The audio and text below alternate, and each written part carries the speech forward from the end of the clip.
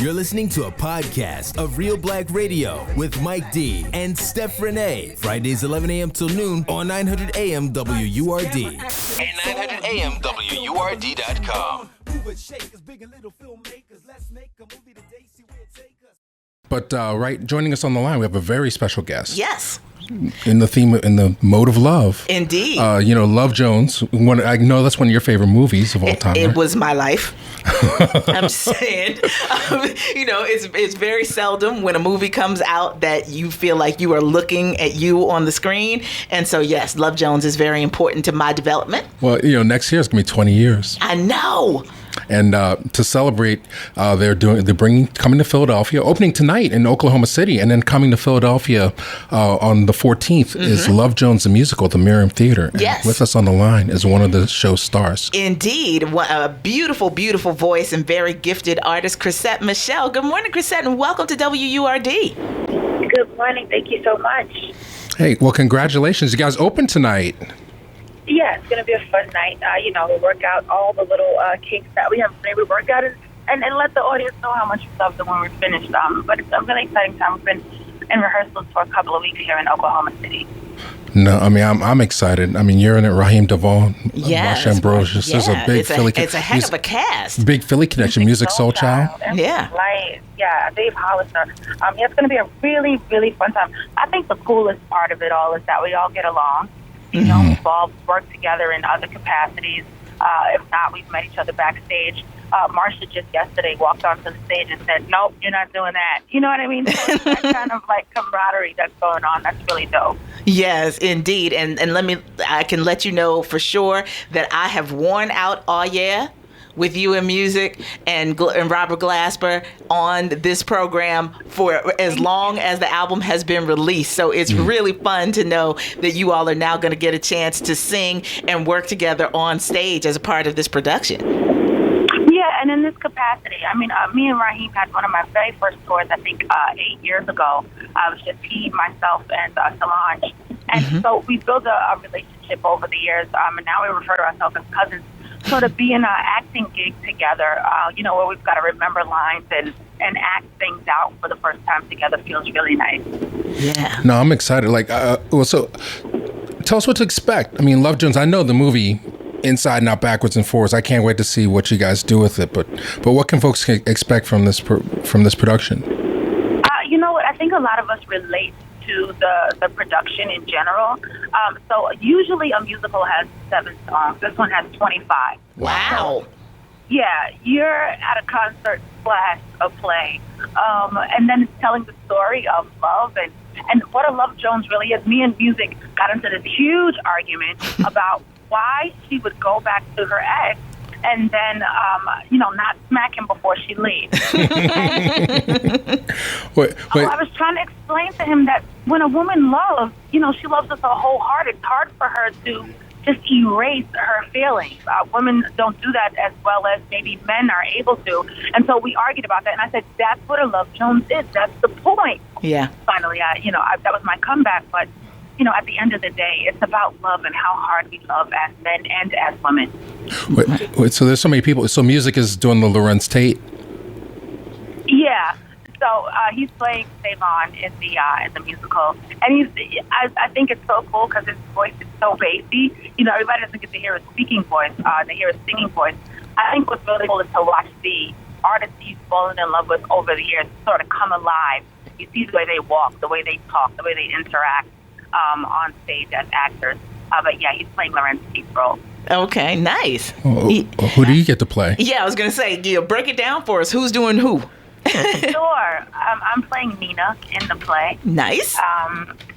Raheem DeVaughn is playing a young man named Hollywood. I said, that's definitely you in real life, sir. And then Angie Fisher is playing Josie. She's singing. I don't know if you've heard her song IRS. I remember being in the hair salon and slapping my hairstylist and saying, "Who is that you're playing?" And she gave me Angie Fisher's number, and I said, "Me and you have to work together." Yes. So we ended up working together. So she's going to play the song IRS, and she's also acting in the play. So again, I think a lot of people have thought, "Oh, they're just going to come and sing and maybe do a song or two."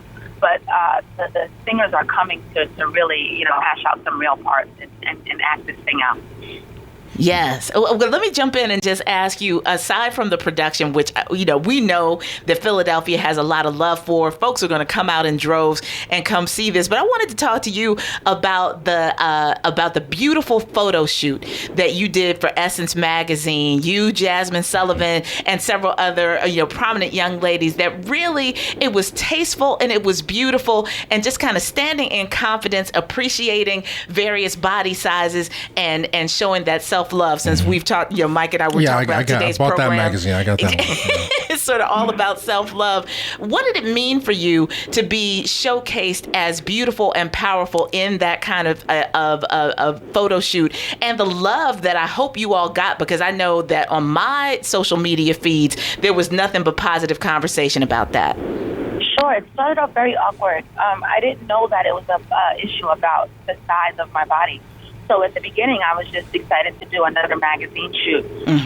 When they told us that it was for the body size, I was hesitant to do it because I didn't want to be categorized as curvy. Right. I just wanted to be a woman in general. And so that was my sort of time to sort of talk about that. I was very honest and pretty candid during the interviews. And, of course, when you're interviewing 5 women, you can't get every single word in. But my takeaway from that experience was that there were many women who felt underrepresented and sort of not seen in mass media. And so being on the cover of the Ebony magazine sort of gave them sort of their voice that they felt like was missing on magazine covers and magazine stands. When the magazine sold out in so many stores, they were asking the cashiers and people who would work at the stores who was buying them. They were saying it was a lot of European men or Caucasian men. And we thought that was kind of hilarious. Because a lot of times we don't know that we're appreciated and who appreciates us. But they said that people were buying 2 and 3 of them, and it was men a lot of times. So it just, I think, made a lot of women feel sexy in their body. It made them feel comfortable in their body, and it made them feel like they're not alone. Yeah. Yeah. And so I would imagine, too, that being able to play Nina, this kind of idealized character that we've grown to know and love from the film, and being able to show vulnerability and also the passion that exists when you're pursuing what it is that you love and then trying to figure out who it is that you love in the midst of all of that. There's a lot to be able to pour into that kind of character. Oh, definitely. I think every woman has a lot that they can pour into a love story. A lot of it's personal and real to me. A lot of the tears that you see are from my own experiences that I've given to the character, that I've blended to the scene. And I think everybody kind of feels that way. A lot of the arguments, the fun arguments, we're not, really bickering, but the arguments backstage are about how somebody had this in real life and how it's just like what's happening on stage.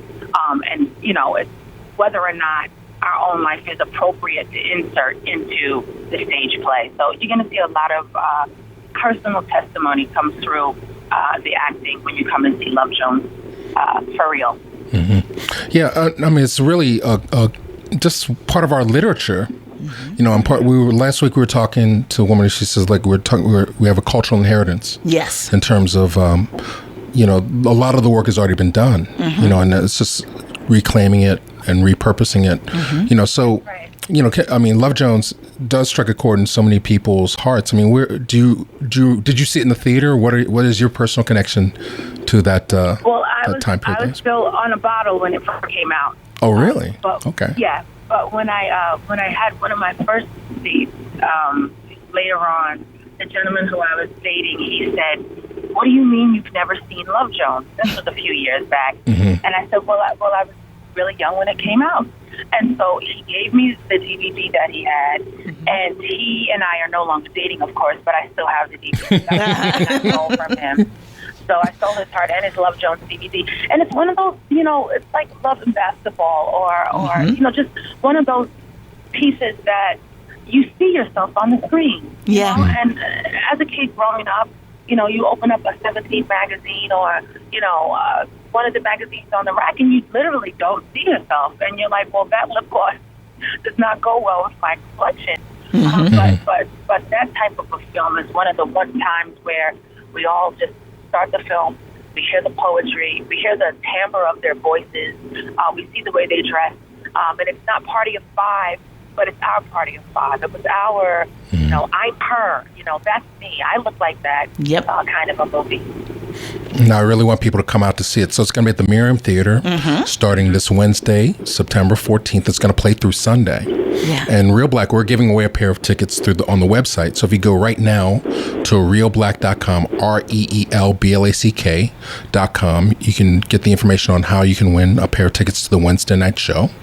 And I'm just super excited. I mean, just to see all these folks. I mean, I grew up on Love Jones, and I grew up on all these great artists that are going to be performing in this show. Yeah, absolutely. Yeah. Well, I was going to say, we know that, you being up early on the phone, talking to us on opening night is not necessarily the way that you would really like to spend your day. So we just want to thank you, Chrisette, for joining us on the air today to help give us a preview of all the love and energy that you've instilled into the character and in the production. And we know that Philadelphia audiences are going to show up and show out for you.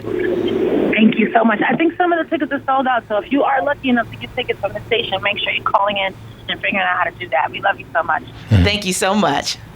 Love Jones, yeah. Yes, Love Jones the musical. 23 songs?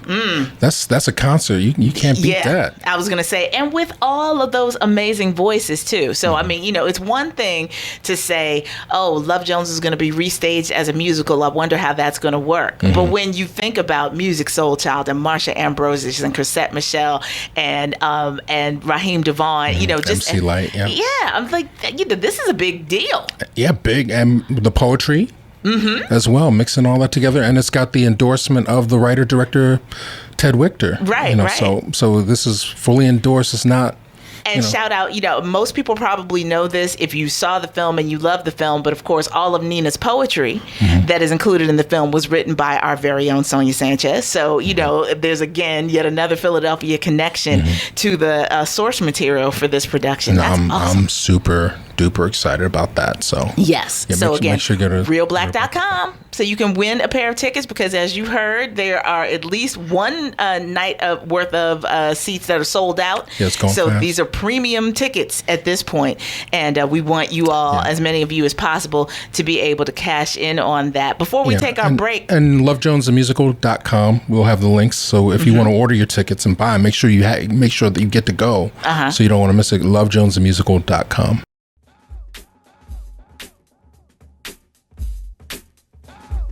You've been listening to a podcast of Reelblack Radio with Mike D and Steph Renee. Fridays 11 a.m. till noon on 900 AM WURD. And 900 AM WURD.com. Follow us on your favorite social media like Instagram, Facebook, and Twitter for up-to-date information at 900 AM WURD and at Reelblack.